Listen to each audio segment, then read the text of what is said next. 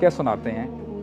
کہتے ہیں کہ ایک نوجوان تھا, فائنینشلی حالات بہتر نہیں تھے, تو ہوا کیا کہ وہ کسی مڈل ایسٹ کنٹری میں گیا کمائی کرنے کے لیے, اور بہت سال اس کو لگ گئے, کماتا رہا. اللہ تعالیٰ نے برکت عطا فرما دی, حالات بہتر ہو گئے فائنینشلی. تو اس نے کیا کیا, کچھ سال بعد اپنے والد کو کال کی اور کہتا ہے کہ ابا جان, الحمدللہ I'm stable now, financially stable, تو آپ میرے لیے کوئی لڑکی کا انتخاب کریں, میں شادی کرنا چاہتا ہوں. اور اس کے لڑکے کے جو والد تھے وہ امام تھے مسجد کے, ماشاءاللہ a very righteous man. کہتے ہیں کہ بڑے نیک دل انسان تھے ان کے والد.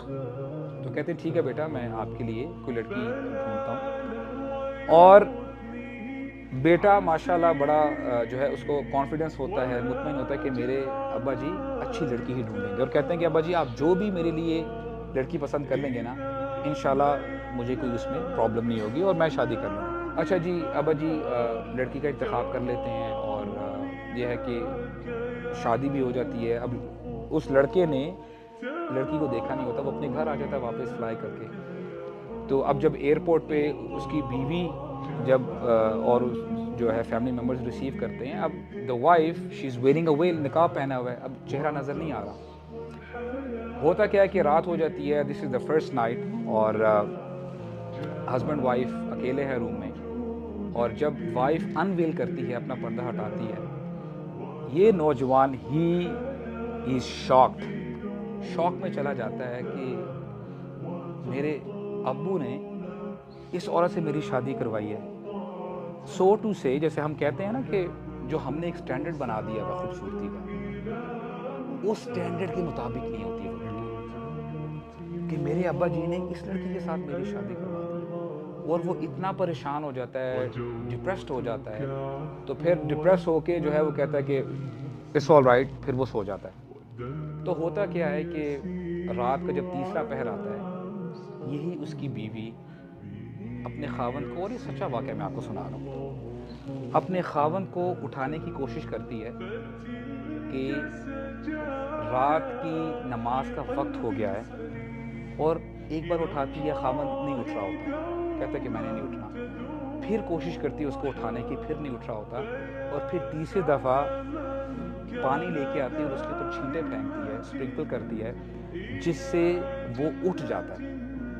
اور جب اٹھ جاتا ہے نا, تو اب یہ جو اس کی بیوی ہے اس کو کہتی ہے کہ میں آپ کا شکر کیسے ادا کروں, کیونکہ آپ سے شادی سے پہلے, جب میری آپ سے شادی نہیں ہوئی تھی, تو میں اللہ تعالیٰ سے دعا مانگتی تھی کہ اللہ میں تو خوبصورت بھی نہیں ہوں, تو مجھ سے کون شادی کرے گا.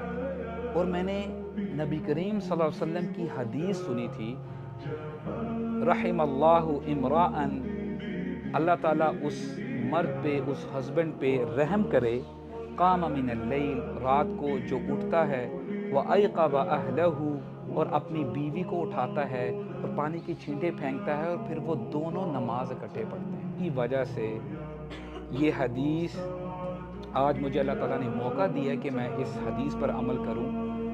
میں آپ کی بہت شکر گزار ہوں, اور میں آپ سے یہ ریکویسٹ کرتی ہوں کہ حدیث کا جو بقیہ پورشن ہے وہ آپ اس کو کمپلیٹ کریں.